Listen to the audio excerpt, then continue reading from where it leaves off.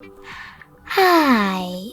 In front of me is Samsung Galaxy M14 and today I would like to show you how you can use split screen on this device.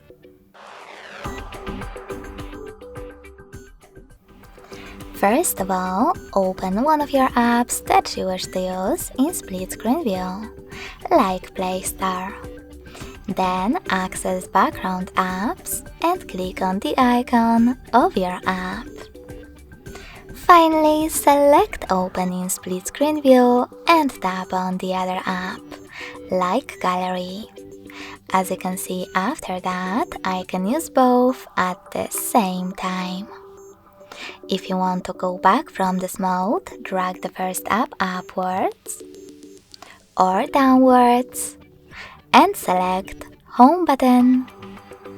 Thanks so much for watching. If you enjoyed this video, smash that like button, comment and subscribe.